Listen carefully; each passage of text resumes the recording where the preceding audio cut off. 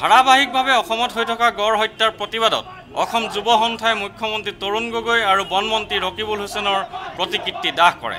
বিশ্বৰ আপুৰুগীয়া সম্পদ গড়ক সুৰক্ষা দিব নোৱাৰা চৰকাৰখনে ৰাইজক কি সুৰক্ষা দিব বুলিও সন্থাই প্ৰশ্ন উত্থাপন কৰে।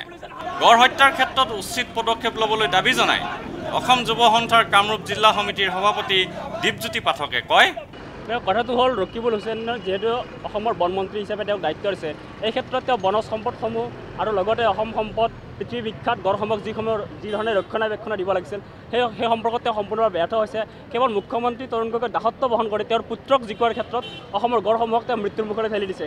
এই ক্ষেত্ৰত তেওঁ অনতিপলমে আমি অসম যুৱ সন্থাৰ কামৰূপ জিলা সমিতিয়ে দাবী কৰিছোঁ যে তেওঁৰ যদি অলপমানো লাজ আছে, তেওঁ অনতিপলমে তেওঁ অসমৰ গড়ৰ সুৰক্ষাৰ স্বাৰ্থত তেওঁৰ দায়িত্বৰ পৰা অতি সোনকালে তেওঁ পদত্যাগ কৰিব লাগে আৰু অসমৰ গড়সমূহ সুৰক্ষা দিয়াৰ ক্ষেত্ৰত মুখ্যমন্ত্ৰী তৰুণ গগৈ বিকল্প এজন মন্ত্ৰী দায়িত্ব দিব লাগে। আৰু সেই এটা কথা ক'ব লাগিব, তেওঁ নিজৰ পুত্ৰক জিকোৱাৰ স্বাৰ্থত অসমৰ যি দায়িত্বত তেওঁ আছিল মুখ্যমন্ত্ৰী হিচাপে, সেই হিচাপে তেওঁ অসমৰ তথা পৃথিৱী বিখ্যাত গড়ক ৰক্ষণাবেক্ষণ দিয়াৰ ক্ষেত্ৰত তেওঁ অলপ হ'লেও দায়িত্ব ল'ব লাগিছিল। কিন্তু পুত্ৰৰ স্বাৰ্থত তেওঁ অসমৰ সম্পদ পৃথিৱী বিখ্যাত গড়ক মৃত্যুৰ মুখলৈ ঠেলি দি তেওঁ পুত্ৰক জিকোৱাতে বেছি ব্যস্ত হোৱা যেন আমাৰ পৰিলক্ষিত হৈছে। আমি এই অসম যুৱ সন্থা কামৰূপ জিলাৰ দাবী কৰিছোঁ যে ৰকিবুল হুছেইন অনতিপলমে পদত্যাগ কৰিব লাগে।